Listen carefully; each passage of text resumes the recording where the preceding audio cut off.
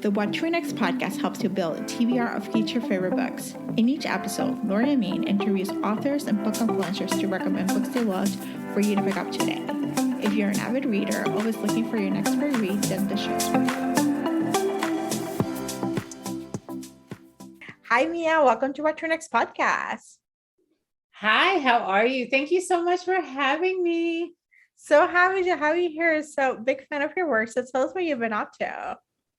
So let's see. The Wedding Crasher, my latest release, came out this past Tuesday. So it's just been a whirlwind of release related stuff and, getting the word out about this book, doing all of the promo associated with it. And now it's actually the week after, and it's kind of nice. The week after, it's kind of like, whew, okay, I have my life back somewhat. So it's been nice to kind of dip back into thinking about what I'm going to be writing next, and what I'm going to be doing next, and also traveling at the end of the month for the LA Times Festival of Books. So planning for that as well.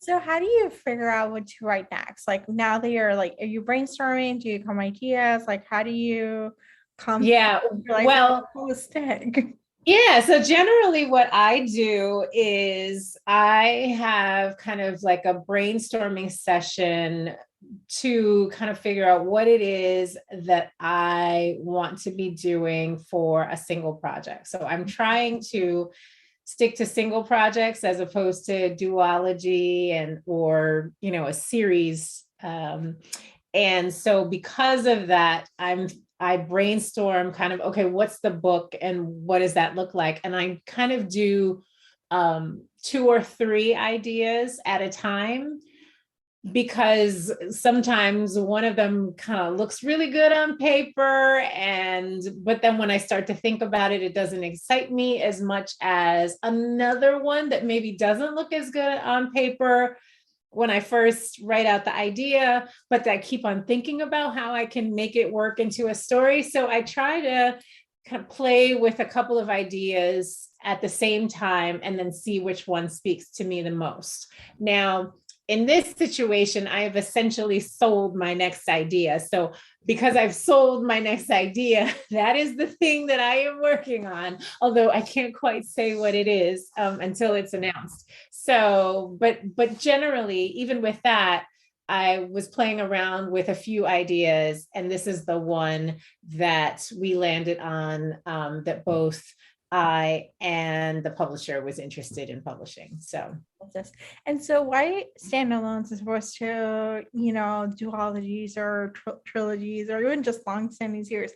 What's the point of writing standalones other than it's fun to create a world and you just being there and die? Well, it's interesting. You have hit on precisely what it is that I love about it. If I think about all of the books that I have written, and all of the books that I've written have been in a world that was either a continuation of a world or the first of a world, right? Mm-hmm. And so it was either a series, or in the case of my latest, a duology. So I know that for myself, the most fun that I've had has been when I'm building the world, when I'm creating the world, when I have freedom as to like who is doing what and when and why. And I love writing those books. So in the case of my Love on Cue series, Acting on Impulse, which was the first book in that series, I absolutely loved building that world. I loved continuing the world, but not as much as building it.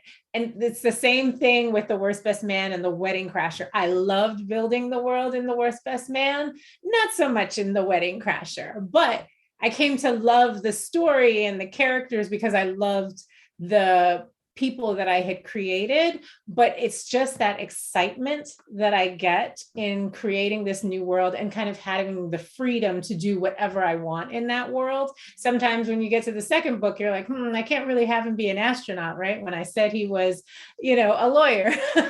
So it's those kinds of things. I feel a little bit limited. And I think a lot of people love series for that reason. They get invested in the characters, they get invested in the secondary characters. And I totally understand that because I like that too. But from a writer's perspective, I'm looking for something also that's gonna kind of bring me joy, right? And refill my well and get me excited about writing, and creating those new worlds is what gets me excited. So because of that, I think writing standalones is kind of the lane for me right now. I'm excited. I know we talked about this on a separate call and you mentioned this, and I'm so excited that you're like actually doing it. Like you're writing standalones. This is an exploration. So it allows you to be in in a happy place as a writer. At the same time, as a reader, we can actually experience this new worlds and new ideas, Right. new places to escape. Absolutely. And let's hope, that people love the worlds that I create.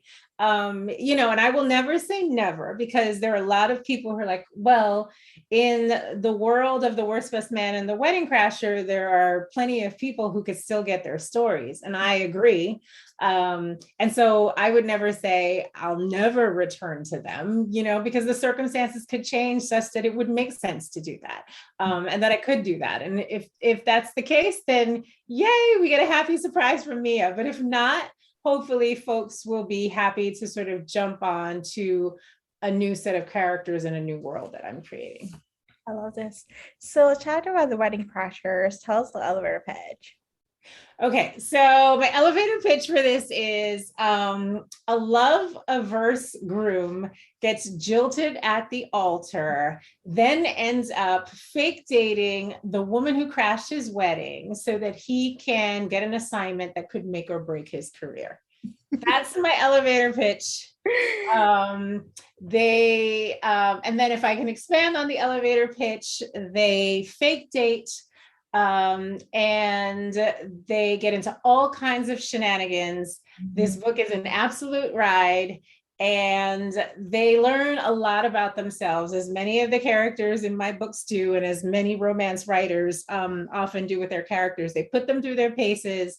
They have to build themselves up and break themselves down, but they eventually end up at the right place, right? So that they get to their happily ever after. And with these two characters, I think it's really about figuring out what's important to them, both professionally and personally. And I think their professional journeys kind of mirror their personal journey. Like what they have to learn about themselves as professionals helps them to understand what they need from each other as romantic partners. And I just love that. I love the kind of, when folks are trying to figure out about themselves, like what's important to them and how they want to fill their life, both on a professional and a personal level, and making that all work for them at the end. So hopefully by the time you get to the end of The Wedding Crasher, these two make sense to you, and kind of where they are in their lives and how they're thinking about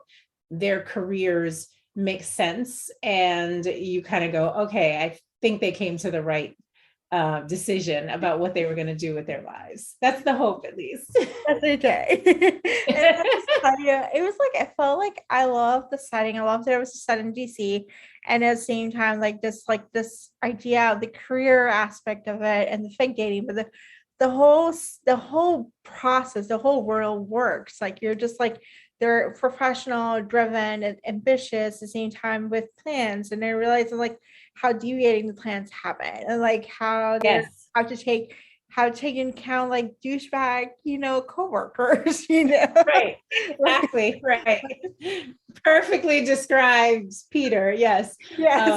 Absolutely. But I love that you said, that plans can be changed and plans can be diverted, because that is precisely kind of one of the themes of this book, which is there is a line that is very purposeful in the book, when Max, who's Dean, the male love interest's best friend, says sometimes the detour becomes the destination. Mm-hmm. And that is precisely what these two are to each other. They are not expected. Like neither one of them expects the other person to be this important to their life in that period. And they absolutely end up being a detour, kind of diverting them away from what they thought they were going to do. But it absolutely makes sense, and it ends up being the destination for both of them. So I just love the idea that what you think makes sense and what you think is going to happen isn't necessarily the best thing for you. And that's what these two have to figure out. Yeah, it's just, you know, you make plans and God laughs, you know, exactly. Like, I got this plan, I got this life plan, I'm gonna move, exactly. All this different, and then the reality is like, oh no. Yeah. You think so. It's a very different plan. Right. Right. So awesome. So let's chat some about some of your reading. Like, when did you start reading romance? Like, or you know, I started reading romance very early on. I remember I was in middle school. I always fully disclose that I cannot remember the first romance book I ever read. But I do remember that when I was in middle school, I took either the bus or the train and ended up on 125th Street in New York, which is where I lived at the time. And on 2nd Avenue, there is a library location, New York Public Library location. And I used to go in there to do homework, but also ended up perusing the shelves and very quickly found the romance section.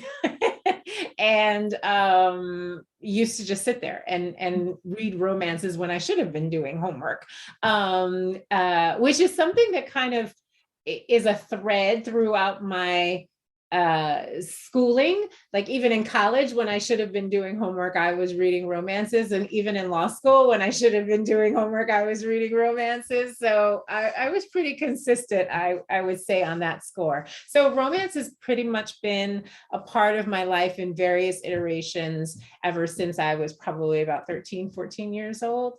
Mm-hmm. And so I've read, you know, historical romances. I've read, you know, tons of Harlequin romances, and everything in between. And so, you know, I can't imagine not reading romance at this point, which is probably the case for most, like, you know, devoted romance readers. You're like, what? Like, what would that even look like?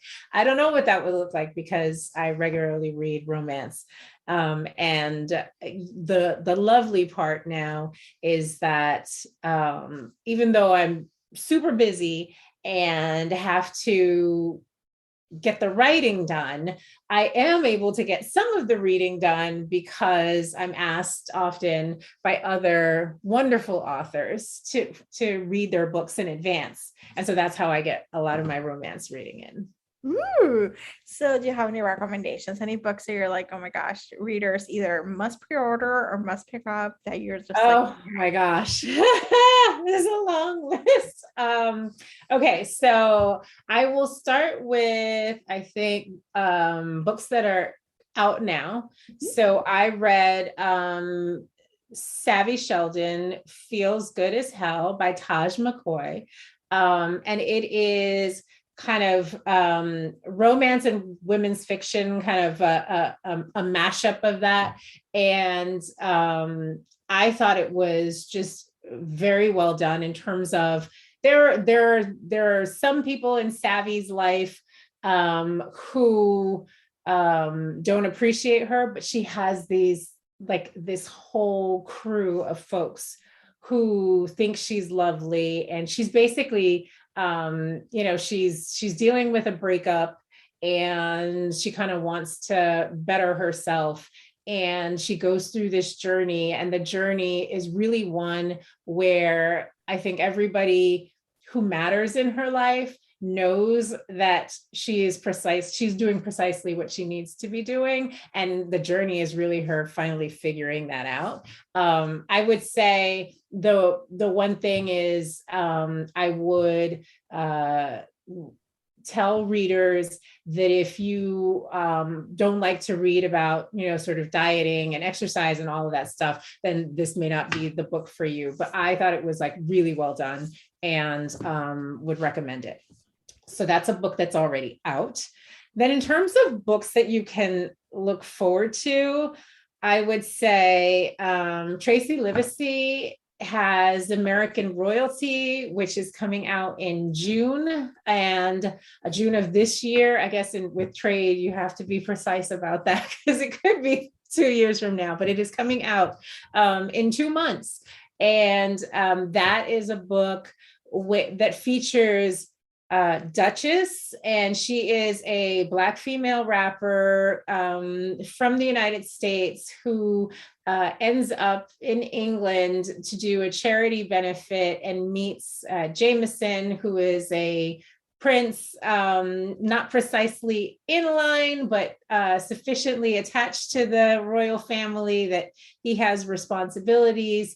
And they interact, and their chemistry is explosive. And it's a really interesting thing, I think, to look at kind of this larger than life character that is Duchess, and the person who she really is, which is Dani, and seeing how she kind of interacts and lets Jameson into her like real self. So I thought it was fantastic, and it's just like, talk about world building and being like, oh my gosh, this is a soap opera, and like I'm into it. That's definitely that book. So I highly recommend that, and that comes out in June. And then I would say the other one that I've read that I thought was fabulous was A Caribbean Heiress in Paris. And that is by Adriana Herrera, and I thought it was really, really well done. Like historical romance that, features a Dominican rum heiress. I'm like, what? Like, this is, she's an heiress. I mean, I'm like, this is so great. And I thought that book, sort of unlike any other historical romance that I have read, is so good at kind of focusing on the female love interest. Her name is Luz Alana, like her identity and how important that is to her goals and what she wants to do in life, and also how she has been perceived by mostly white men as she's tried to navigate the business world. And I just thought that was really done and really well done. And then the tension between her and I think his name is James. I'm gonna kill myself. Yes, it's James Evanston Sinclair, but he's like, their kind of chemistry was really, really well done, and that book is hot. I love hot romances. Yeah, well, I cannot expect any less from Adriana. She knows how to sex scenes exactly. Like no other person. Exactly. It's gonna be hot. She will not disappoint on that level. And let's see. I've also read Danielle Jackson's The Accidental Pinup. Mm-hmm. And that one is coming out. I can't remember actually what month it's coming out. It might be July. But that one, the female love interest is a photographer. The male love interest is a photographer, and they're kind of like dueling photographers that have always been competing for the same kinds of projects. And what ends up happening is that because of the female love interest, like her best friend is no longer able to model her lingerie line that she's supposed to be launching. She asked the female love interest to do it instead. So she ends up being, and that's why she's the accidental pinup. So she ends up being the model and he ends up being the photographer. So, and I don't want to say too much about kind of like, there's some stuff that's spoilery, but it kept me on the edge of my seat trying to figure out like how it was going to all work out. And when there is a big secret that's being kept, like when it was going to come out and what was going to happen. So I was like, but this is a debut, and I was really impressed with kind of the world that she built, but also the characters and their motivations, and also just this sense of like how important it was to show these plus size women and like really loving their bodies and not being apologetic about them at all, as they should not be, and just sort of embracing all of that beauty. And I just thought that was fantastically done.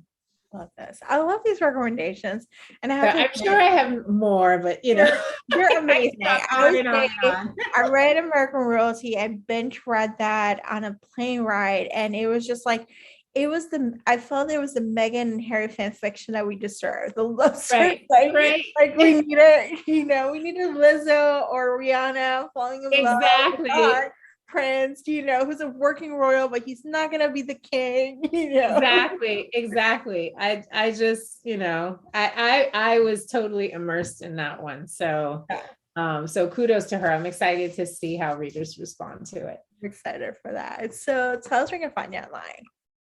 So you can find me these days on Twitter at Mia Sosa Romance. And you can also find me on Instagram at Mia Sosa Romance. And you can also find me on my website, which there is contact information and also a contact form. So if you wanted to send me an email, you can send me an email there. And I am at miasosa.com on my website. Thank you, Mia, for being on the show. Oh my gosh. Thank you for having me, Laura. I appreciate it. If you enjoyed this podcast, feel free to share with friends, subscribe, rate, and review the show. This is the easiest way to support this podcast. For a list of books mentioned and other romance recommendations, please visit whattoreadnextblog.com. The What to Read Next podcast is part of the Frolic Podcast Network. Please visit frolic.media/podcast to discover new shows to tune in. Thank you so much for listening. Have a great day.